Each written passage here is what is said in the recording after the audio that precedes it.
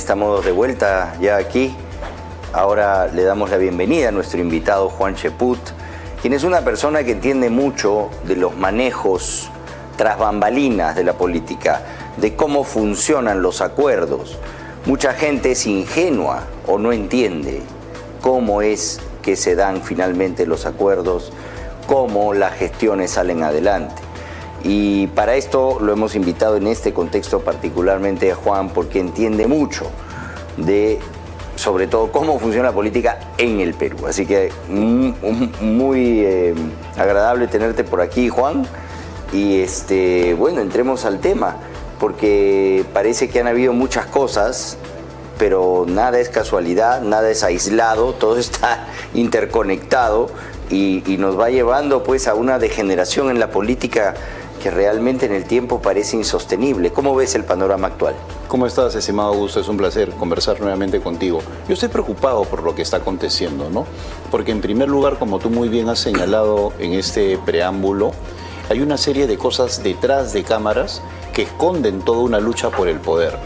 Se ha perdido la hegemonía de parte de los caviares o del sector progresista en el Ministerio Público, en el sistema de justicia. Por otro lado, las bancadas parlamentarias no funcionan como tal en el Congreso. Son 130 personas, cada una de ellas con un interés.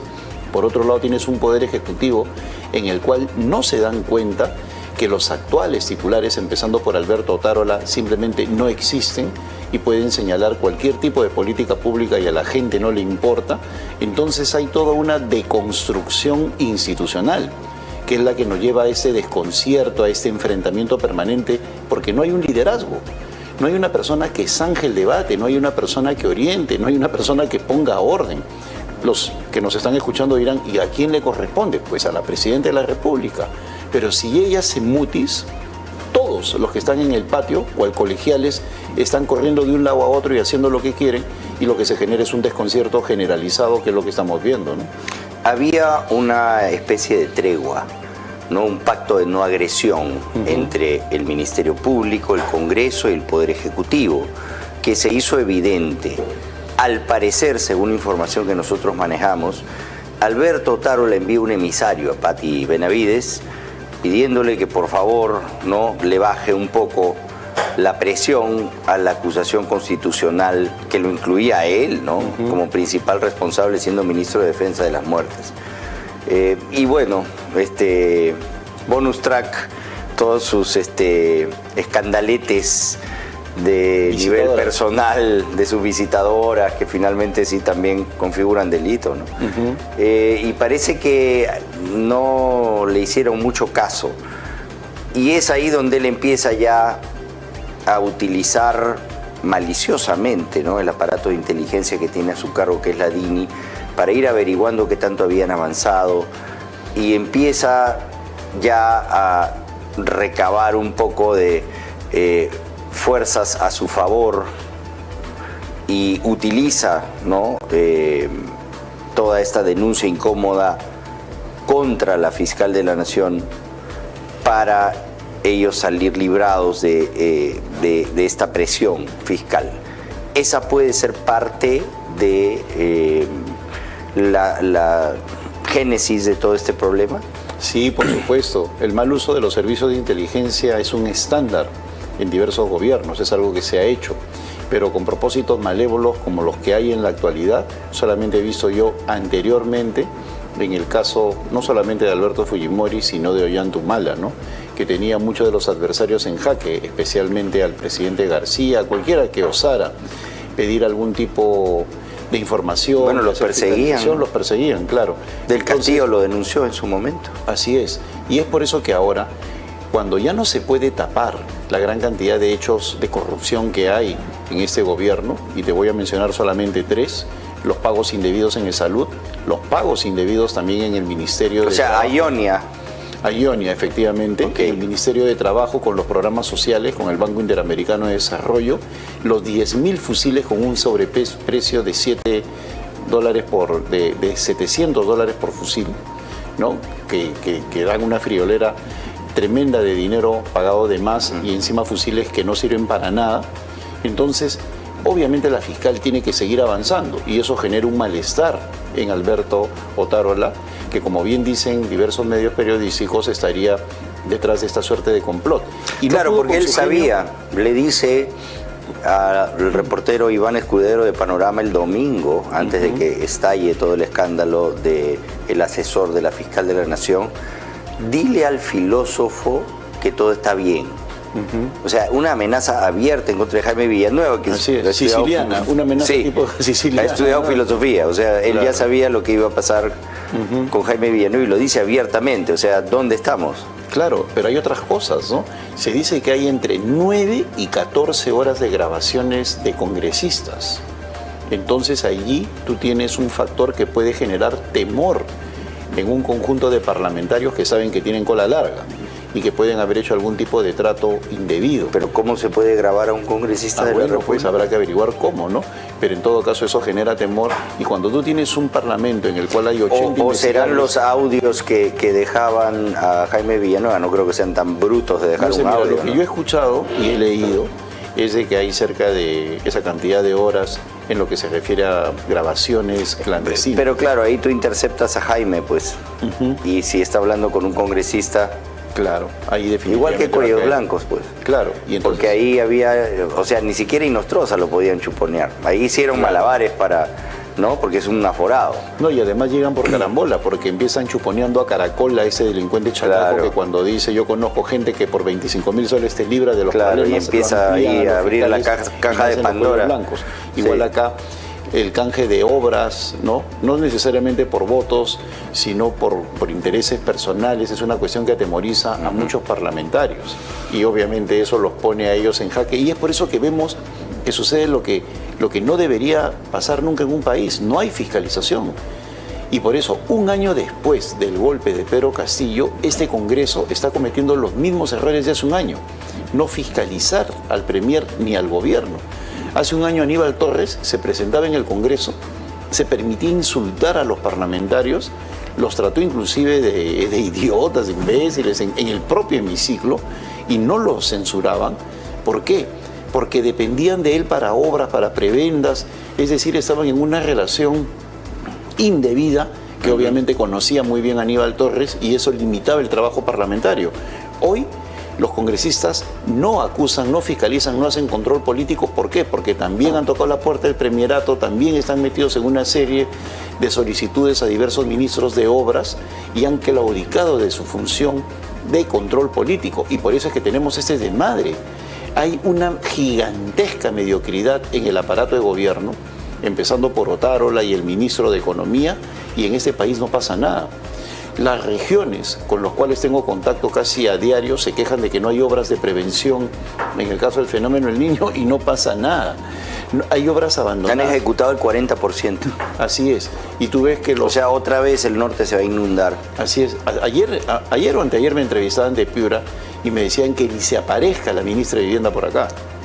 No, y los módulos o sea, no llegaron nunca. No llegan. Y prometió, y la misma Dina Boluarte fue a prometer allá, y se quejaba el periodista piurano que la señora aparece clandestinamente, sin previo aviso, va con una portátil, hace un anuncio y luego se regresa, y la población que le tiran piedras, pues. Claro, pero eso demuestra también... No se atreve.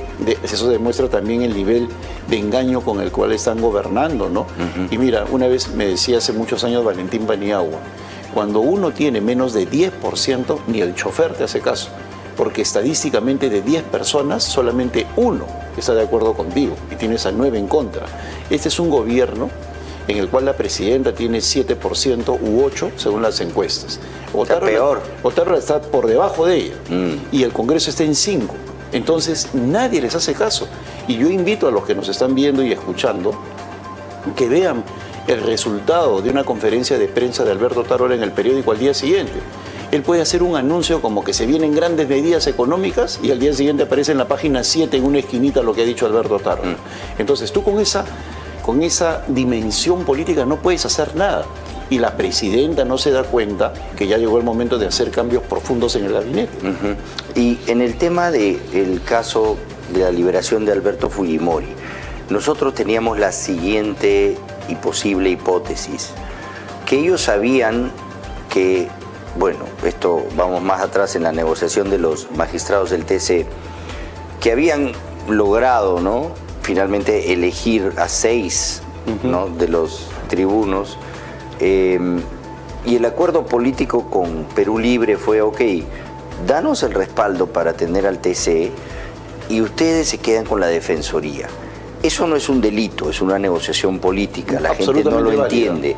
Podemos de repente criticar que hayan tenido la capacidad de negociar estas dos fuerzas opuestas que en las elecciones pasadas no estaban absolutamente en polos opuestos del espectro político y se dijeron de todo, pero finalmente ahora en este escenario ya están en el Congreso y tienen que negociar. Así que bueno, así fue.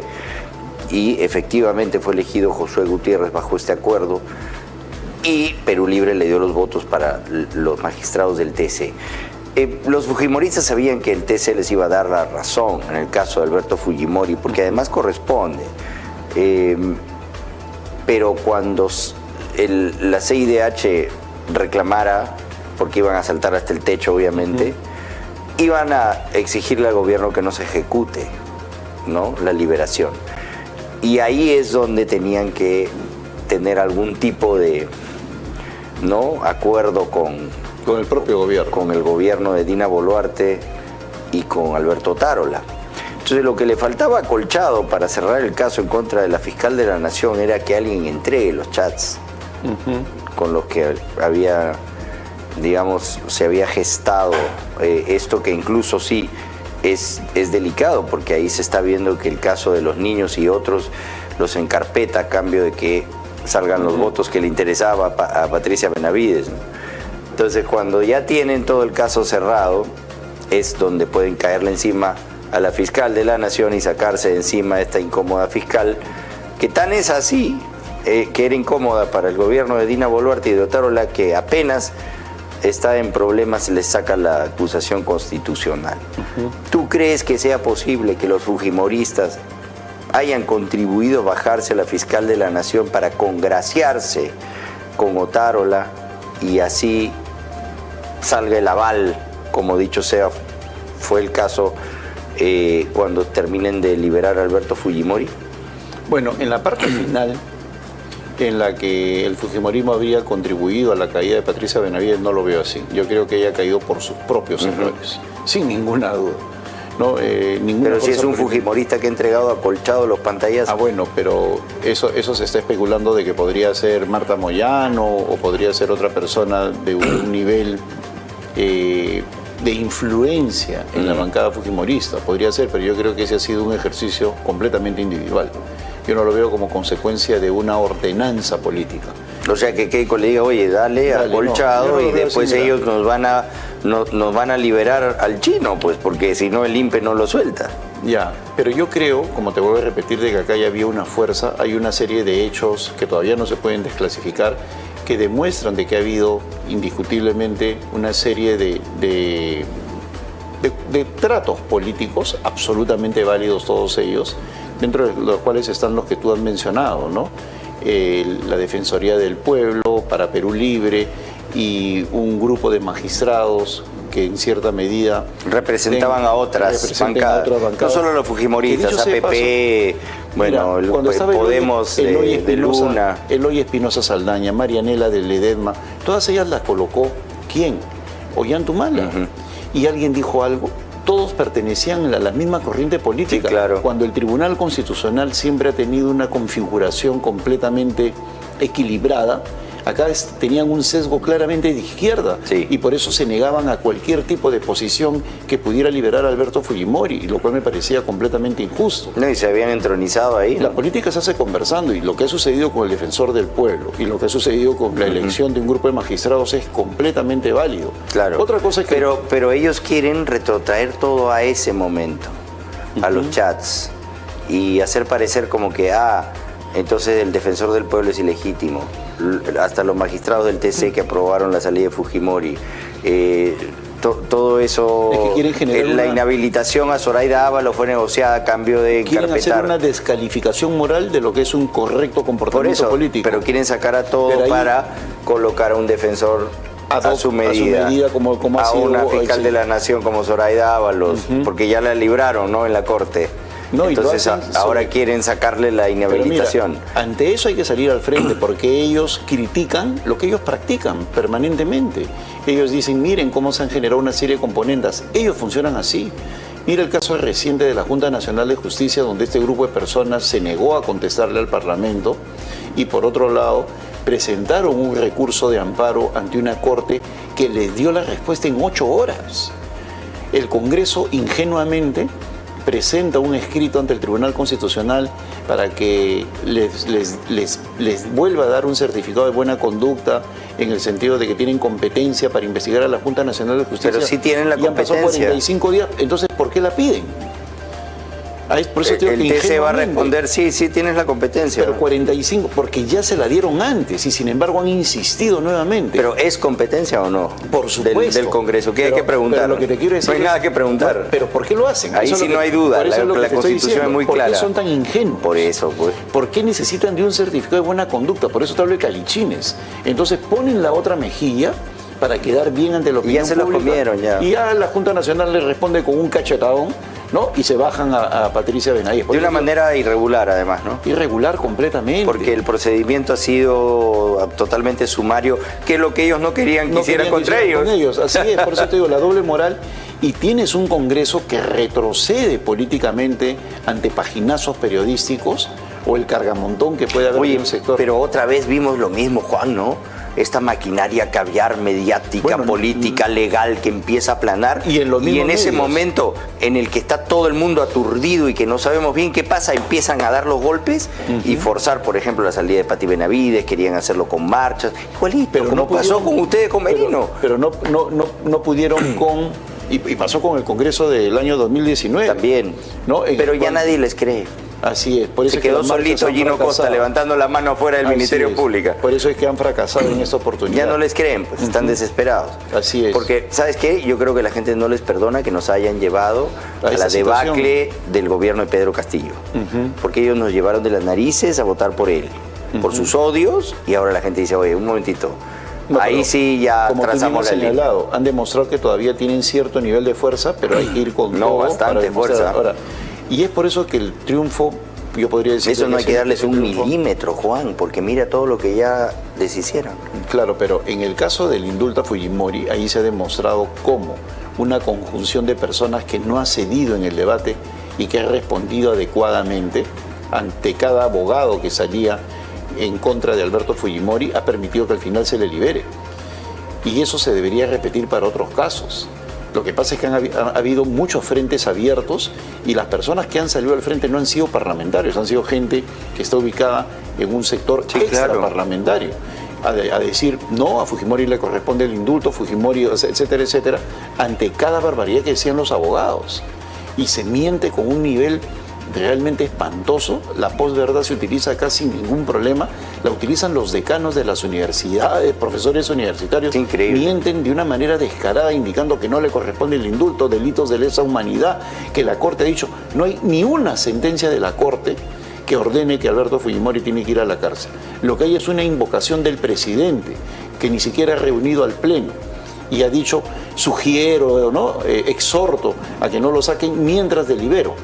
¿Sabes cuándo hicieron eso por primera vez? En marzo del 2022, donde dicen que Fujimori permanezca en la cárcel mientras nosotros deliberamos. Han pasado 18 meses y siguen deliberando. No, y otros se pueden morir en la cárcel. Entonces, pues. El Tribunal Constitucional vuelve a fallar.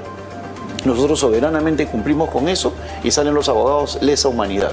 Cuando el propio César San Martín dice que nunca se le ha condenado por lesa humanidad, pero ellos lo aseguran, lo aseveran. No existía el delito. Y dicen, ¿no? Están incumpliendo con el mandato de la Corte.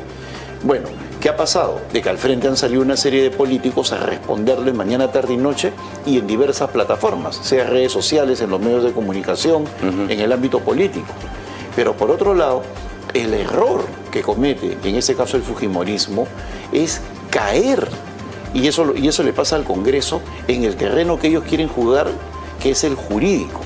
Hemos visto una competencia de abogados. Y esto no es un tema de abogados, es un tema político. Tú ves al abogado de Zoraida Ábalos, desfilando por los canales de televisión. Al abogado de Marita Barreto desfilando por, ¿no? El abogado de Patricia Benavides desfilando. Cuando este es un tema político, ellos lo llevan a su cancha y de esa manera intoxican el debate y confunden a la población. No, que el reglamento tal, que por aquí, que por ahí. Y eso no es. No es. El indulto es una facultad presidencial y se acabó. Acá no necesita ni siquiera certificado médico. Claro. Simplemente decido que este señor salga. Monárquico. Ni ¿no? siquitas necesitas decir cuestiones humanitarias. Es lo que queda de la monarquía. No, pero ellos lo llevan el terreno al jurídico y el fujimorismo. No, y el pobre hombre ya está demacrado, ¿no? Déjenlo Así ir a su es, casa pero tranquilo. vamos al hecho de que ahí vienen los errores de índole político y le contestan con juristas. Y sin embargo, en el caso específico de Fujimori se contestó políticamente y por eso no pudieron entrar en el debate. En el caso de Patricia Benavides, sabiendo que el tema era político, ella contesta jurídicamente. Entonces, allí lo que ha tenido que hacerse son maniobras de otro tipo. En primer lugar, ella no tenía por qué marcharse de esa junta, ella no estaba en una comisión del Congreso. Cuando se marcha le pone la pelota a los otros para que digan que consten hasta que la señora se retiró a pesar que le invitamos. Pues. Entonces, ¡plum! Pues. O sea, Sí. errores de verdad. Bueno, así estamos, mi querido Juan. Así es. Disculpa que estoy un poco ronco, hoy día hay que No, lubricar con una cervecita helado y que es feriado. Claro, Ah. es importante consumo. Como los grandes criollos, como tu amigo el Chino Domínguez. El chino que para descansar, el chino era bravo, hermano. Gracias, Juan, por Gracias haber a estado ti. con nosotros en el programa y bueno.